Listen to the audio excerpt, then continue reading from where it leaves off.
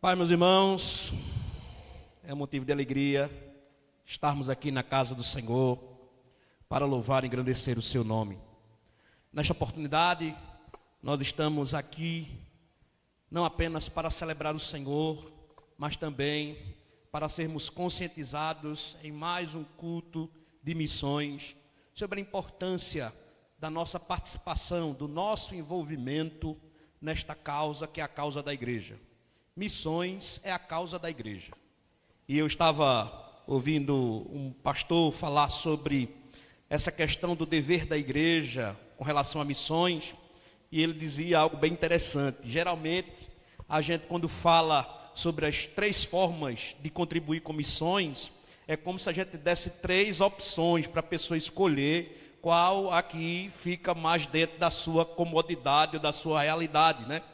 Mas ele estava dizendo que essas 3 formas de contribuirmos com missões não são, na verdade, opções para que a gente escolha aquela que está mais adequada com a nossa situação, mas fazem parte do mesmo chamado, da mesma ordenança. Ou seja, quando Deus ele chamou a igreja do Senhor a fazer missões, Ele nos chamou a fazer missões orando, contribuindo e indo. Não é fazer uma coisa ou outra, não é fazer uma das possibilidades apenas, mas o Senhor ele nos chama a nos envolvermos integralmente com missões. Ele nos chama a nos envolvermos não apenas orando, não apenas contribuindo, mas participando ativamente do trabalho do Senhor. E é importante que a igreja entenda essa dimensão do envolvimento que ela deve ter com missões.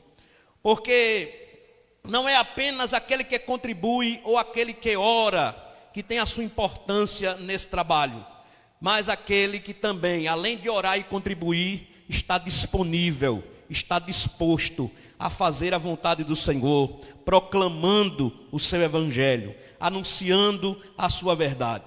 Talvez você não tenha condições de ir até a África, até Moçambique, até a Coreia do Norte. Talvez você não tenha condições de chegar nesses países, mas com certeza, todos os dias, Deus nos dá oportunidades para que a gente fale de Jesus para alguém.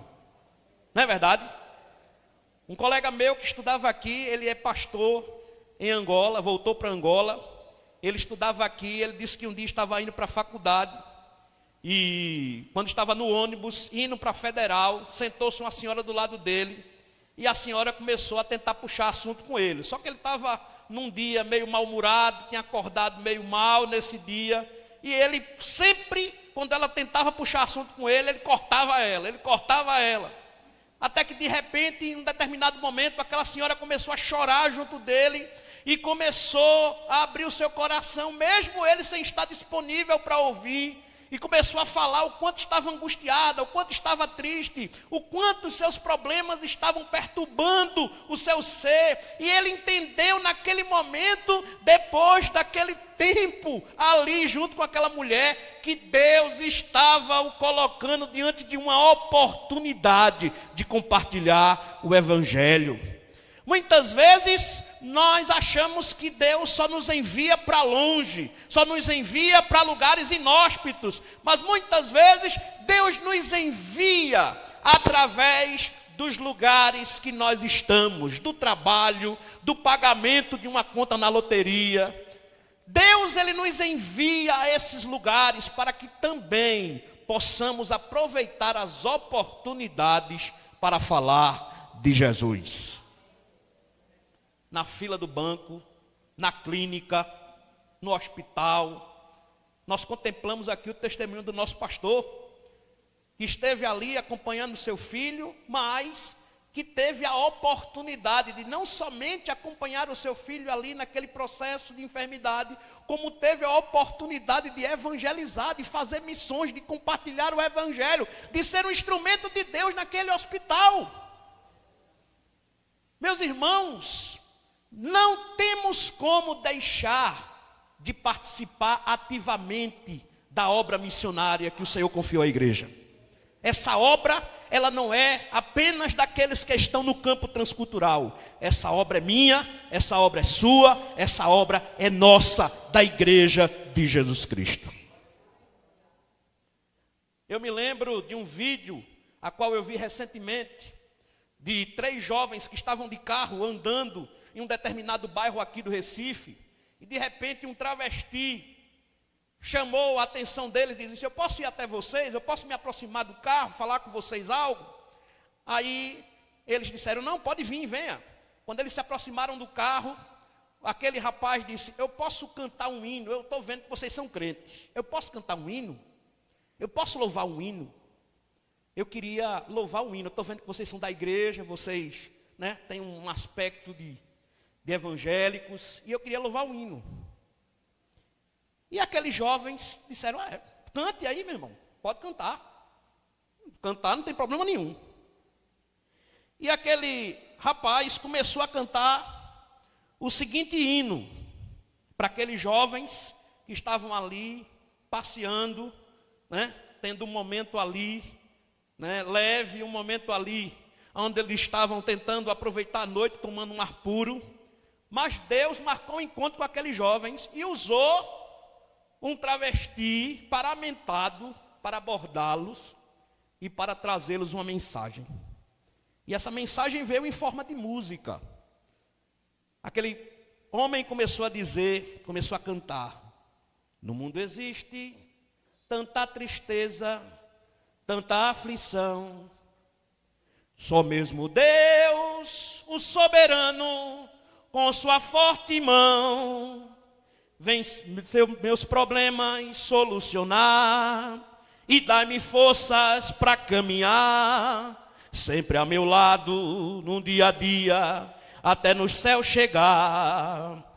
Há nesse mundo quem persegue crente por falar em Deus, mas é perdido perseguir o povo que Deus escolheu. Se hoje sofrendo, chorando estou, é porque um dia Jesus me amou, e por amar-me, jamais na cruz seu sangue me negou. Oh, quantos sofrem, oh, quantos choram sem negar Jesus. Oh, quantos oram, por Deus imploram, carregando a cruz.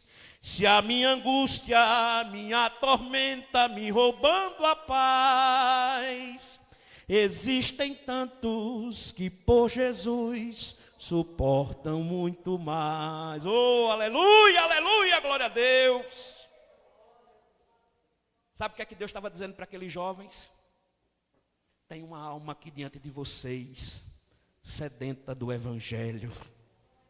Tem alguém cativo que precisa ser liberto pelo poder da palavra.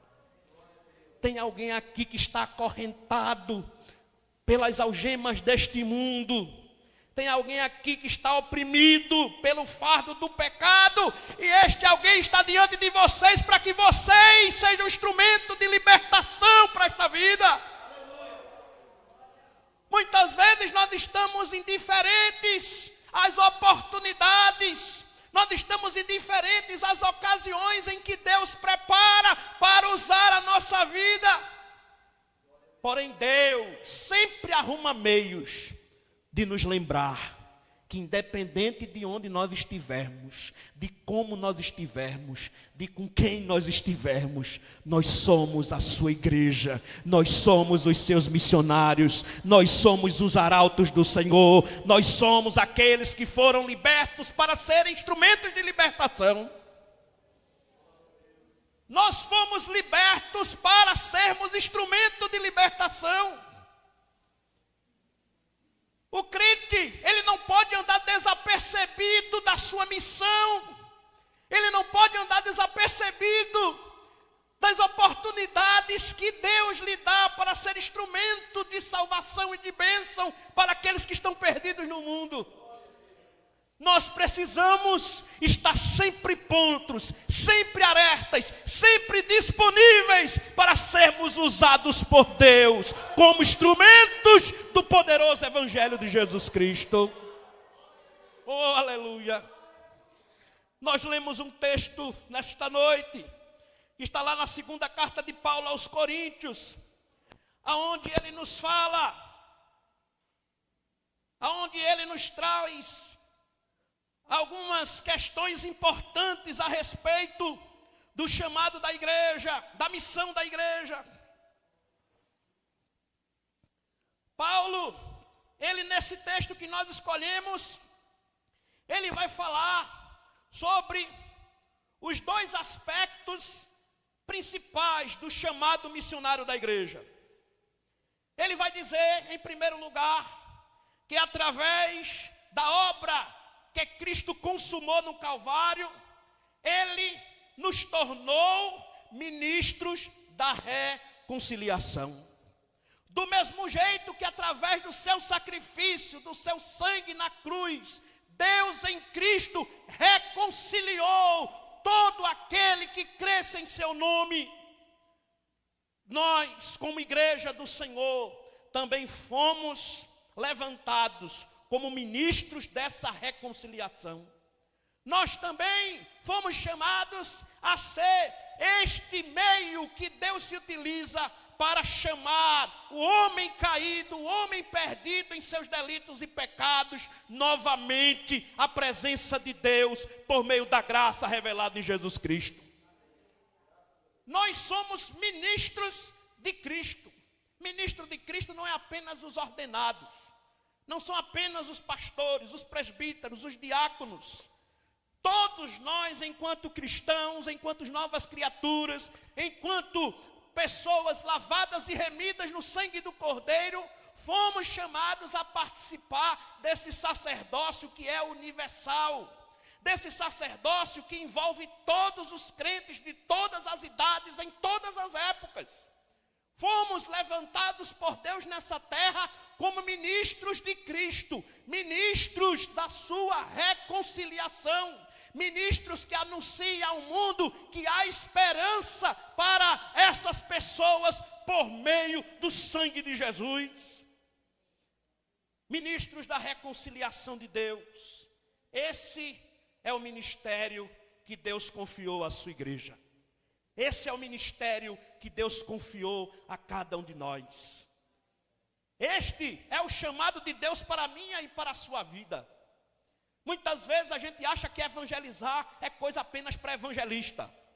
Muitas vezes a gente acha que fazer ações missionárias é só para missionários, ou para pastor, ou para pessoas que têm responsabilidades específicas nessas áreas. As pessoas que têm responsabilidades específicas nessas áreas, elas são levantadas para coordenar o trabalho da igreja. Porém, o trabalho da igreja, de toda a igreja, é um só: proclamar Cristo como único Senhor e Salvador, proclamar Cristo como único meio pelo qual o homem é religado com Deus. Sabe qual é a diferença do evangelho para as outras religiões? Porque nas outras religiões se prega uma maneira humana do homem se religar com Deus, mas no evangelho não. No evangelho não existem meios humanos de se religar com Deus. Nós só somos religados com Deus por meio de Jesus Cristo. A ação da graça não é de baixo para cima, mas é de cima para baixo. O véu foi rasgado de cima para baixo e o acesso nos foi liberado para o Santo dos Santos, para a presença do Deus Todo-Poderoso. Este é o ministério que Deus nos confiou, o ministério da reconciliação, o ministério que nos torna esses meios que o Senhor se utiliza para alcançar aqueles que estão perdidos no mundo. O próprio Jesus, em um determinado momento do seu ministério, ele olha para Jerusalém e se entristece, porque naquela época, naquele momento, ele olhava para o seu povo e enxergava um rebanho de ovelhas que não tinham pastor. E pastor, naquele sentido, não trata-se do ministério eclesiástico. Pastor, naquele sentido, não se trata de um cargo ministerial, não. Pastores, ali naquele texto, trata-se de referenciais, de pessoas que pudessem representá-lo, de pessoas que pudessem representar o poder e a efetividade do seu evangelho. de pessoas que pudessem ser vistas por aqueles que estavam perdidos ali, como pessoas diferentes, como pessoas que poderiam ser guias, mostrar o caminho, apresentar o caminho, pessoas que pudessem ser vistas como aqueles que iriam ser os meios que Deus traria os pecadores aos pés do Pai.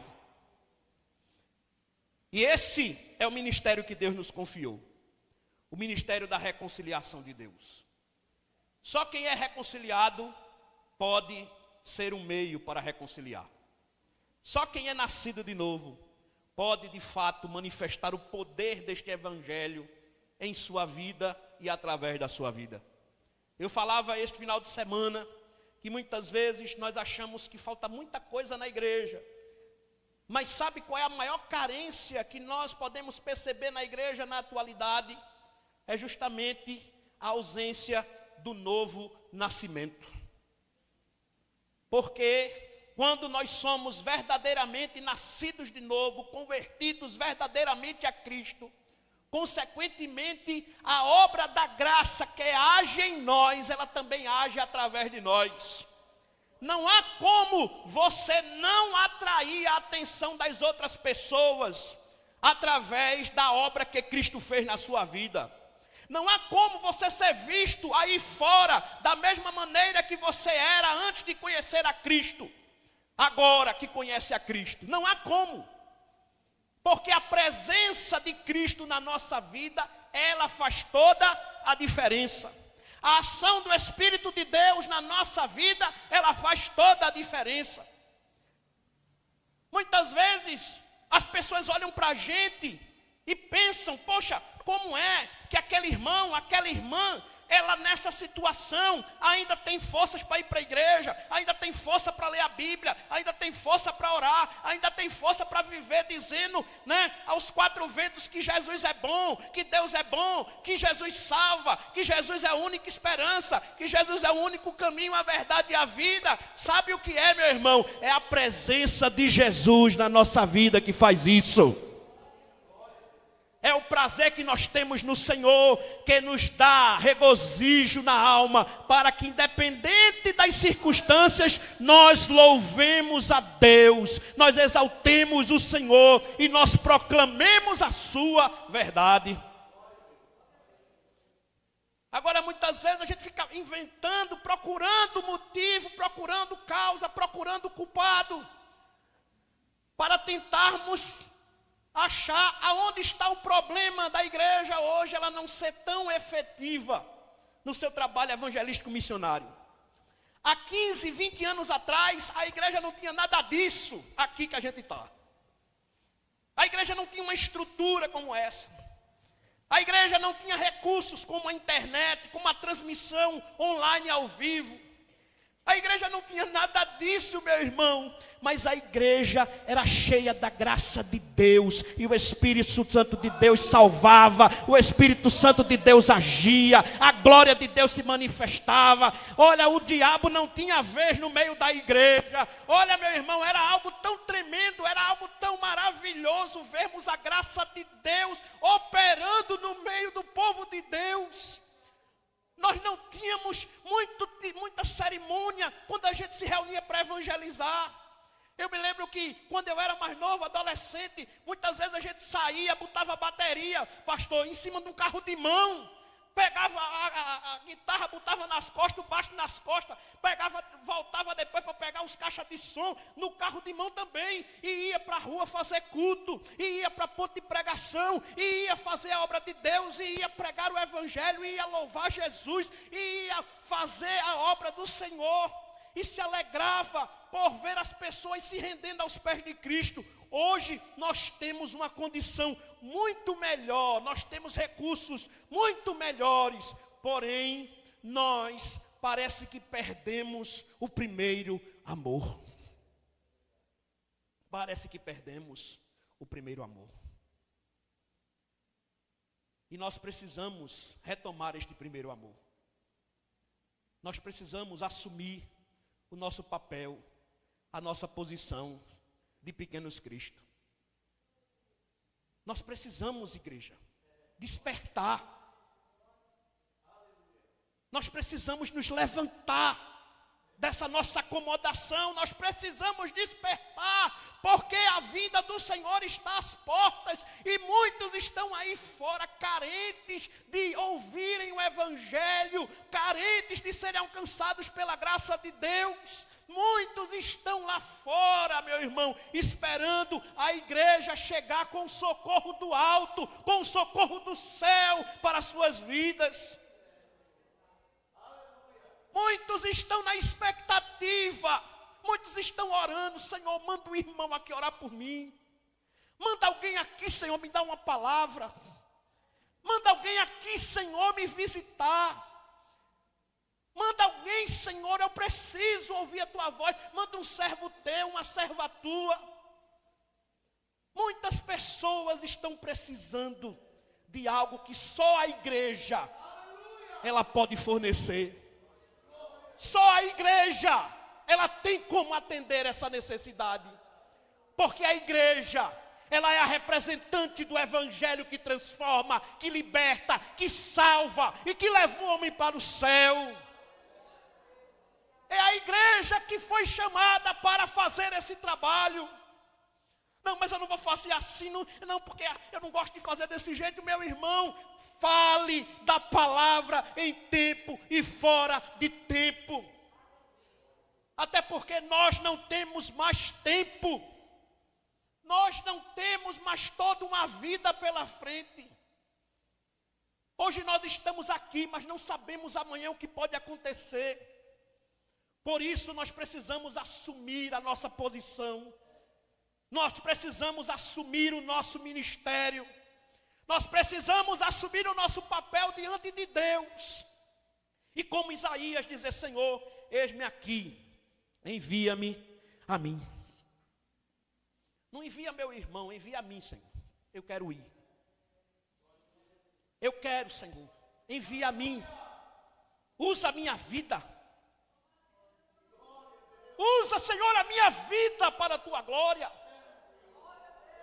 Senhor, eu não sei falar, eu não sei nada, minha língua enrola, eu fico agoniado, mas eu quero ser usado por ti. Coloca a tua palavra na minha boca, coloca o teu evangelho no meu coração, meu Deus. Oh, aleluia. Essa noite é uma noite em que Deus está nos chamando a um despertamento. É uma noite em que Deus está nos chamando a tomarmos posição diante do cenário que se apresenta. Porque não basta apenas nós estarmos reclamando, nós estarmos criticando, nós estarmos falando. Nós temos que nos levantar como igreja do Senhor. Nós temos que fazer a nossa parte como igreja de Cristo. Não temos que nos aliar com política, não temos que nos aliar com nada disso. A gente tem o nosso lugar no mundo, e o nosso lugar do mundo é o lugar de ministros da reconciliação de Deus por meio de Jesus Cristo. Mas não somente isso, o Senhor também nos diz nesse texto que nós somos embaixadores do seu reino. Não é pouca coisa. Muitas vezes você pensa que você não é nada na igreja. Mas nessa noite Deus está te dizendo que você é ministro da reconciliação de Deus e que você é embaixador do reino dele. Não é pouca coisa. Você é ministro e você é embaixador. Não foi o pastor Daniel ou o ministério da igreja que te ordenou, mas foi o próprio Deus que, a partir do momento em que te salvou, a partir do momento em que te remiu, Ele também te tornou embaixador e ministro de Cristo. É um ministério dado pelo próprio Deus. O nosso dever maior e primário é com Deus. A nossa mente e o nosso coração devem estar sempre cativos à palavra e à vontade de Deus. Independente do que façam os homens, independente do que queiram os homens, a nossa mente e o nosso coração está cativo ao Senhor. O mundo, muitas vezes, até dentro do contexto da religiosidade, tenta nos desviar, tenta nos baratinar, tenta nos deixar emaranhados em burocracias, em religiosidades, em práticas que não somam em nada para o nosso ministério. Porém, Deus, nesta noite, está nos chamando a termos um foco definido. Deus, nessa noite, está nos chamando a entender qual é a nossa posição diante da obra missionária e qual deve ser o nosso foco nesta grande obra. A nossa posição é de ministros e embaixadores de Deus, e o nosso foco é pregar em tempo e fora de tempo o seu evangelho. É fazer Cristo conhecido. O nosso papel não é converter ninguém.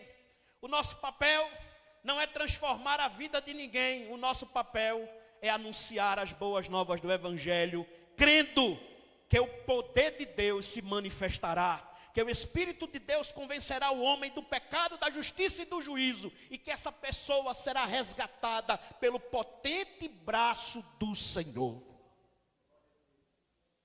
Esse é o nosso papel, essa é a nossa missão, essa é a nossa responsabilidade. Deus não quer que a gente faça o trabalho dele, Deus quer que a gente faça aquilo que ele nos mandou fazer.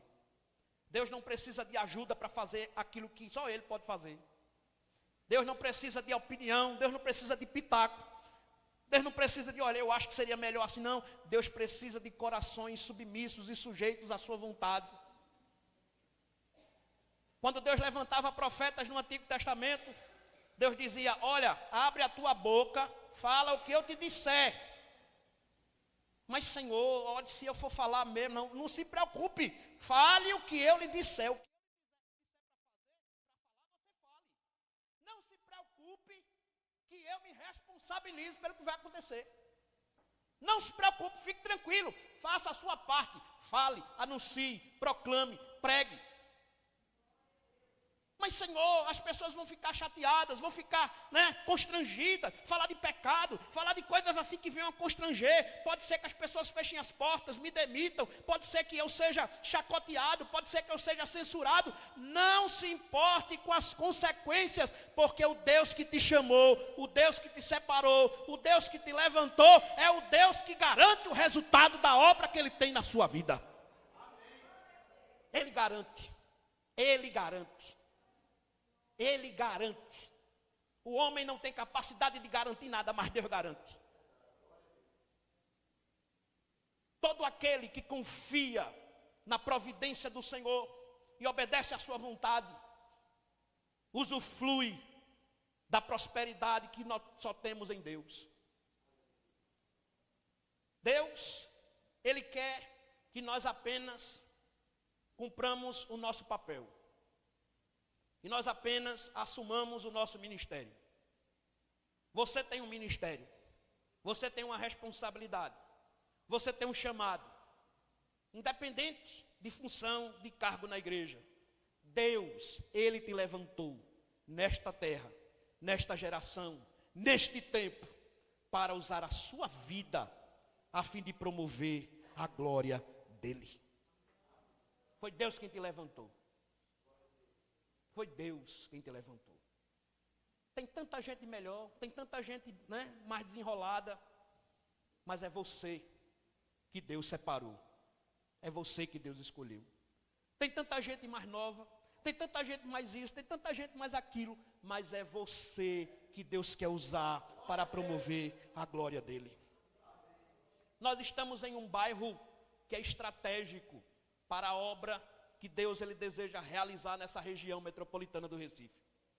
O bairro de Nova Descoberta é um bairro aonde Deus nos colocou, porque Deus, Ele nos separou para fazermos a sua obra nesse lugar. E é através da nossa vida que Deus, Ele quer alcançar esta comunidade. É através da nossa igreja que Deus quer impactar esta comunidade. É através daqueles que estão disponíveis a fazer a sua vontade, que Deus irá fazer uma grande obra. Mas essa igreja tem não sei quantos anos, já passou não sei quantas coisas, não importa. O que importa para nós é o presente que Deus tem preparado. O que importa para nós é o que Deus Ele irá fazer a partir daqui. O que importa para nós é aquilo que Deus nos apresenta como perspectiva de futuro. E eu creio que independente do que aconteceu para trás, daqui para frente, nós temos tudo para viver um tempo novo. Nós temos tudo para viver um tempo onde possamos presenciar o agir poderoso de Deus no nosso meio. Mas nós precisamos acreditar nisso. Nós não podemos continuar conservando o mesmo sentimento. Mais um ano, né? Vai ser as mesmas coisas, vamos fazer as mesmas coisas. Não, nós temos que nutrir a esperança de que este ano, de que esta oportunidade, Deus ele vai fazer coisa nova no nosso meio. Deus ele vai fazer coisa nova através da nossa igreja. Deus ele vai fazer coisa nova através das nossas vidas. Porque se não crermos assim, o que estamos fazendo? Se não crermos assim, que tipo de serviço estamos prestando ao Senhor? Deus nos colocou aqui para fazermos a diferença.